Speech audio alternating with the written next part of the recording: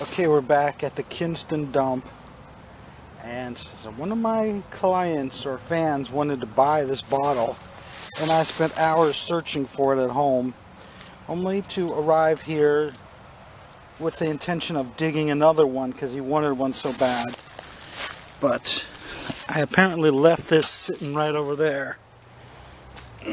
So when I got here, I said, wait a minute, what's that over there? That looks like that drum bottle I'm supposed to be finding. And so apparently I sold this bottle to him without realizing which variation it was.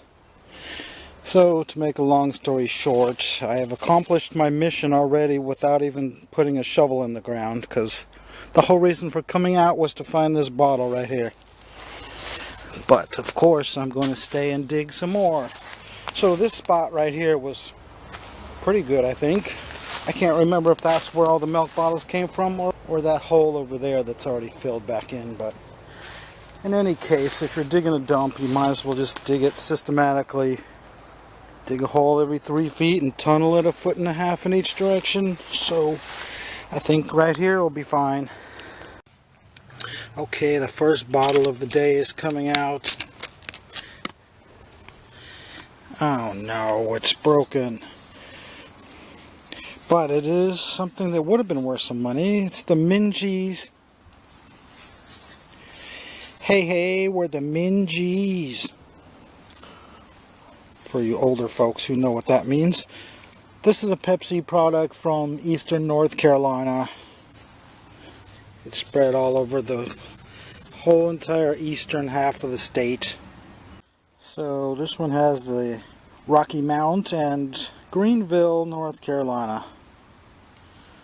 So I don't know how many variations there are, but probably a dozen different types of Mingy bottles out there.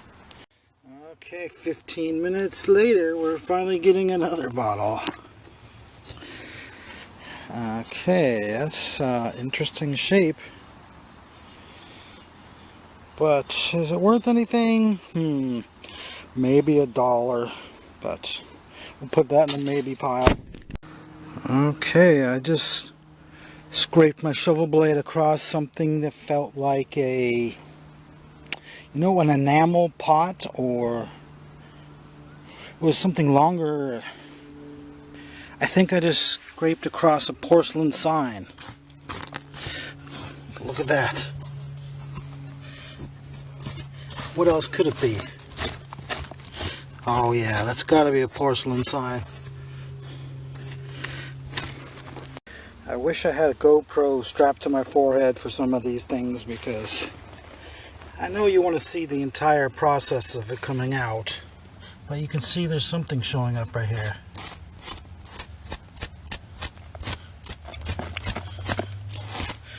Boston, Mass.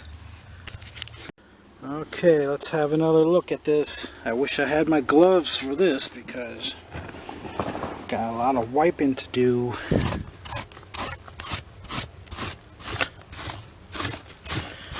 Wow, a lot of detail.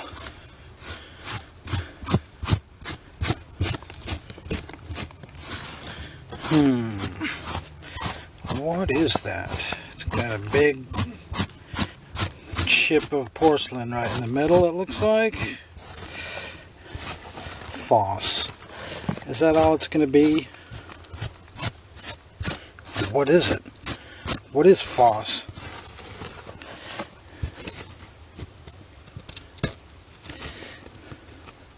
I was hoping for my first porcelain soda sign, but I guess that's a no then. But I can't complain. Here it comes. A nice size for displaying. 12 inches by 18, I think. What's the other side? Oh, it's just blank. Well, if all those rust spots are absence of porcelain, that's not going to be too good of a sign. We'll have to do a cleanup when I get back home. Okay, now I see what it is. Chocolates. How did I not notice that? So that makes it something. A candy sign from 100 years ago. Okay, we got some kind of a big patent medicine showing up. It is a Henry Walpole, side embossed only. So I think I'm going to put that on the $3 shelf. Alright, we got another bottle showing up. A lot of people seem to like these. So that'll probably sell for $3 as well. They used to sell them for only $1.50.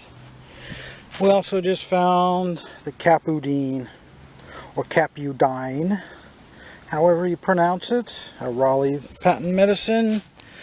Okay, I feel something, some kind of a product food jar, it looks like. Yeah, nothing too special about that one, but let's see what I can find in the next minute.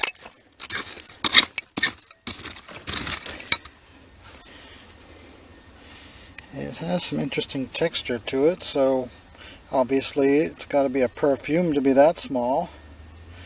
So I'm thinking I could get at least $2 for it. And another, what the heck? Two of them side by side?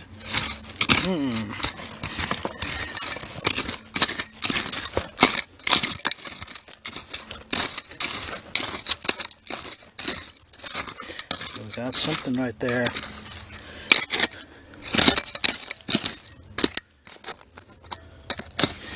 It's looking like a big flask that's probably not worth anything. Okay, we're getting down deep and I see two cork tops coming out. And this one's actually embossed. Dr. Miles Laboratories. It's probably around 1929, 1930. A late corker, but it's got to be worth at least $4.50. But what's that other bottle? A blank, of course. So we'll put that on the $1 shelf.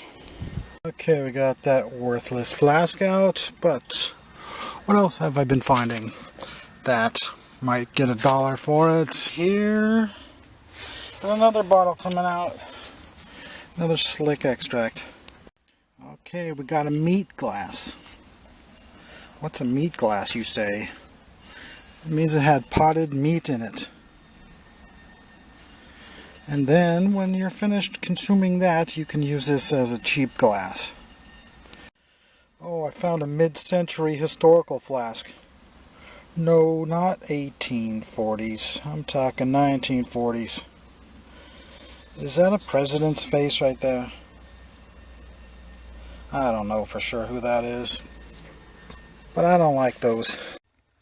What do we got in there? Oh, it's just a piece of a lid. I thought it was going to be a stopper stuck in the bottleneck. But nope. Okay, got another thing showing up. It's a really odd, flat, wide flask, probably from right around when Prohibition ended, so like 1932 or 33. But we have something here. It is another one of these. Is that part of the label still on it? Okay, I just chucked that out in a pile of dirt.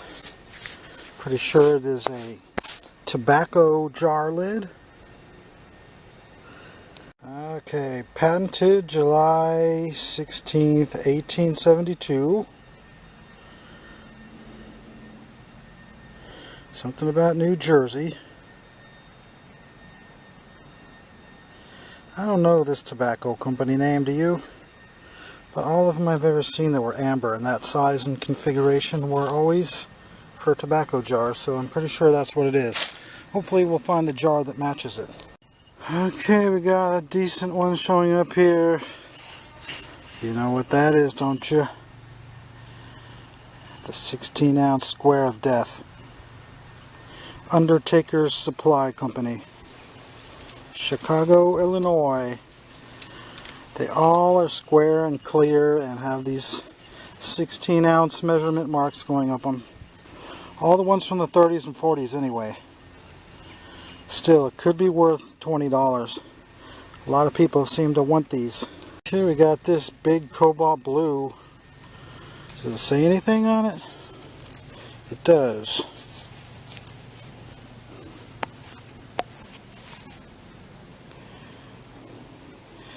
It is a Maison, whatever that is. But it is rather large and cobalt blue, so I'm sure somebody will want it for at least $6. Okay, where are all the milk bottles today? Where are you at? All I can find is a frame of a Model T. And we still have mosquitoes December 10th. Why haven't you frozen yet?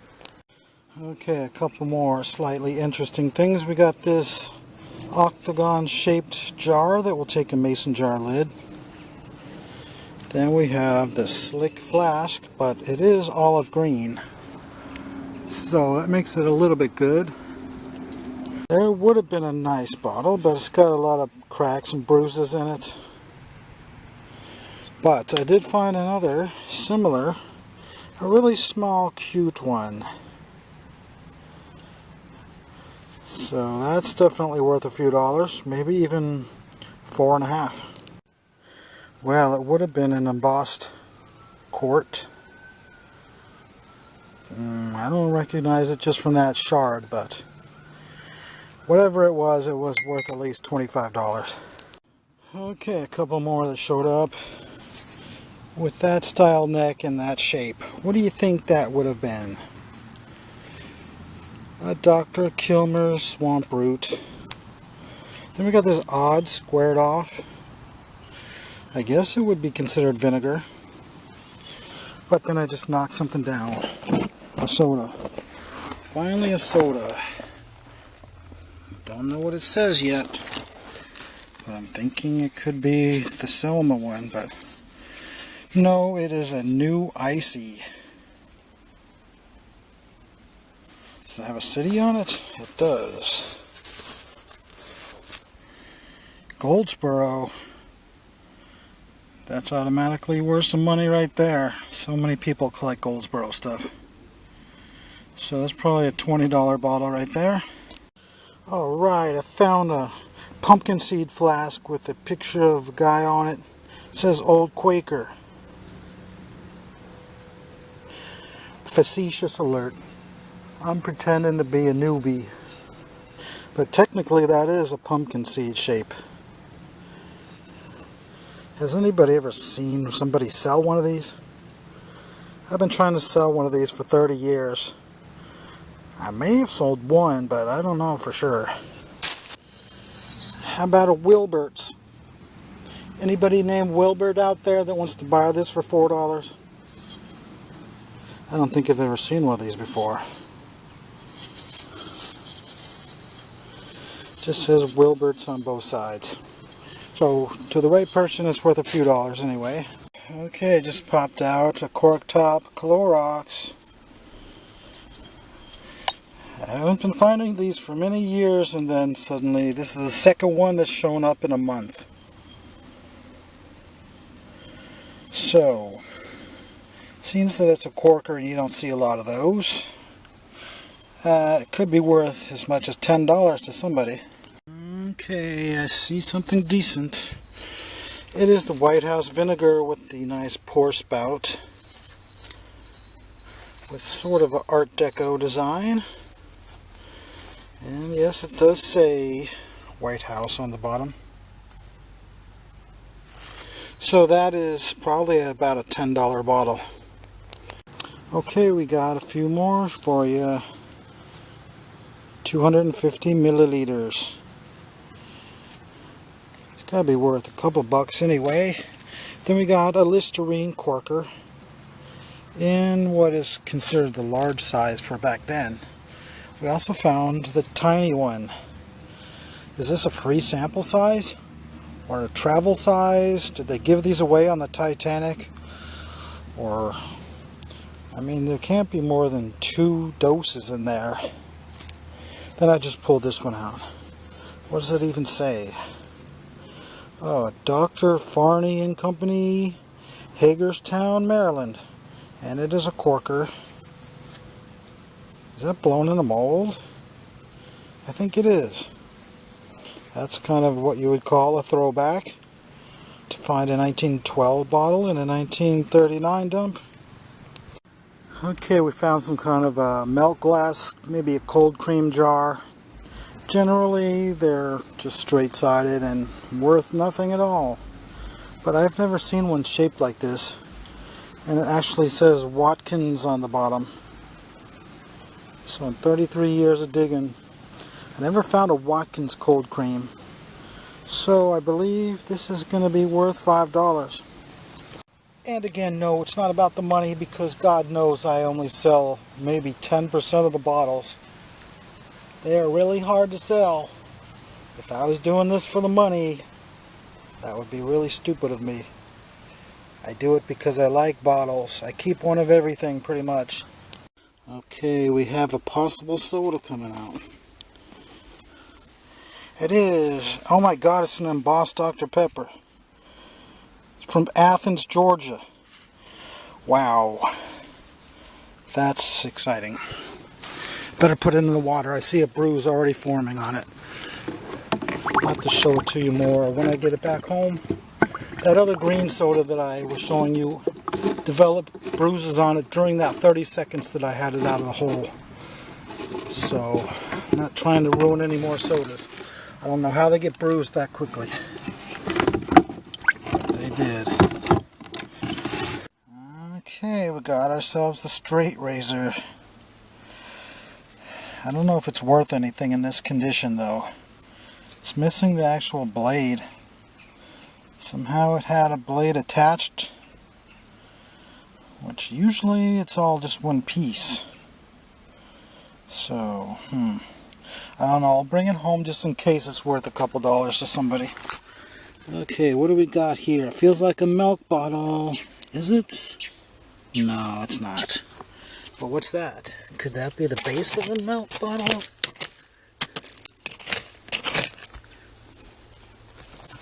It is. And it's embossed.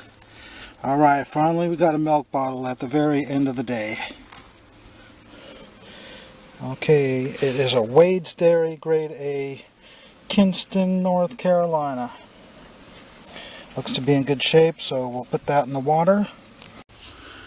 Okay, see what looks to be a cork top.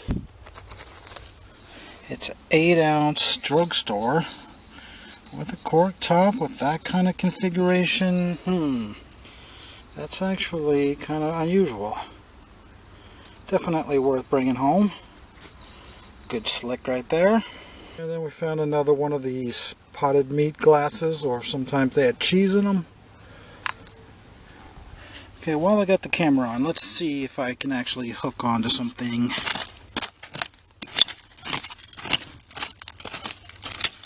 Well, we just knocked out a tiny half-ounce cork top with the cork still in it. So that's got to be worth a little bit.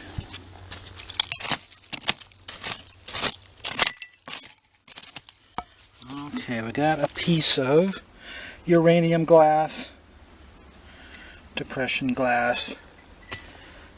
And what do we got here? Is that a flashlight? It is. A copper flashlight or brass from the 30s. Could be worth a couple dollars to somebody. Okay, we finally found one of these. The milk of magnesia. No 1934 to 44 dump dig would be complete without bringing one of these home. Oh man, look what I just found. Do you know what that is? Well, now do you know? It's a Ford hubcap, but it's only about 4.5 inches around. It's pretty wrecked, but it's kind of a neat display piece. I'm sure it's worth something. Okay, that's it for this hole. We got at least $150 worth of things out of there, don't you think? Considering the porcelain sign, it's got to be worth at least $75. So I think I'm going to take a look around the dump because I've told several people about this place and I have yet to explore it to see where they've been digging. So I think I figured it out now. This is where I dug a hole one time, but I know I didn't dig a hole big enough to bury a car in. So somebody has widened it out quite a bit right here. And I know I wouldn't have left some of these bottles here. Even though this is an ugly clear bottle, the very fact that it says squib on it makes it at least a $4 bottle. So I'm going to save that. And these old Mr. Boston bottles. They're worth something as well. Probably a $5 bottle there. And it looks like another squib way down in there. Let's go get it. Yeah, giant, possible 32 ouncer right there, but it does have a bruise. No, 2 bruises on it, so I don't know. I'll probably leave that one behind. Now you make me wonder if I should get in here and start digging it. Okay, that seems to be the only activity so far. Well, what about that? That looks pretty fresh over there.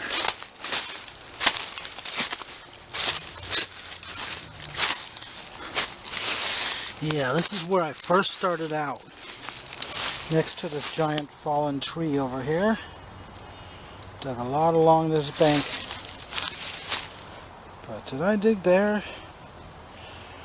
I don't know. I can't remember now, but it's getting up to the plastic liner here. All of this dump has been removed all the way up in there, about as big as a football field, because it's kind of a toxic waste dump. So I'm not going to try and ruin that liner and dig over there, but they literally wiped out maybe 80% of this dump. But I believe the oldest part is actually the part they missed, because they were digging a lot of ACL sodas, which I rarely ever see any down here. I don't think I ever find any. Okay, here's my surface finds that other people may have dug and left behind. A couple 1 ounce drugstores, one with a cap and one a corker. Then we got a syringe. Obviously a very early 1930s kind.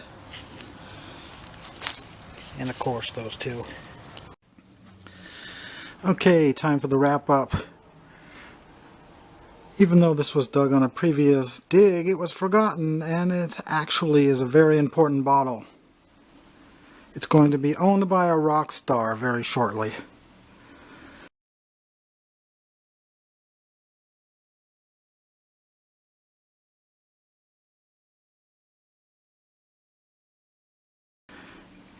Have any of you ever found one of these?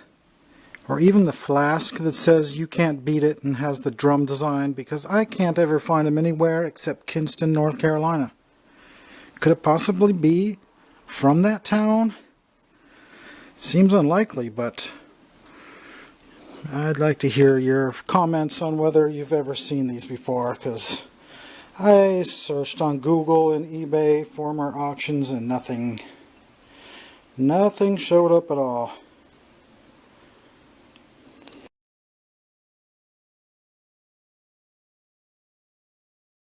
Okay, here we have the embossed, not debossed. Much rarer to have the embossed ones. They can also be easily identified by the city name as on the front heel instead of the bottom. So this Athens, Georgia one is going in my collection because I do sort of collect these, but I don't go out of my way to get them. If I dig one, if it's a different city, then I definitely will keep it. I have maybe a dozen of them now. And the bottom also has Dr. Pepper and their famous design. Then we got the new Icy, but unfortunately it's got a number of problems with it. Cracks and bruises and dings, and definitely hurts that one quite a lot. But there is a lot of interest in Goldsboro bottles. And if you ever watch the videos by this guy named Georgia Bottle Picker, or it's just GA Bottle Picker here on YouTube, he sells a lot of damaged bottles and gets quite good prices still. And then we got the pint size Wade's Dairy. And it is in pretty close to mint condition. It does have a little bruise on the back base. Slight haziness and wear on the high points, but one day in the tumbler will fix that. And now for the sign. That's it. I just used water and a few drops of palm olive and a toothbrush and scrubbed it, and that is pretty much as good as it's going to look. So it's not that displayable. Maybe I'll get $75 or $80 out of it. But porcelain signs are just so popular. They're the hottest thing in the world in the antique collecting scene, so possibly I should start it at 100 and see if I can get that. Oh, I did do a little bit of research on Google about the Foss Chocolates Company, and I was right on the money with the date. 100 years old, because this company only existed from 1921 to 1925.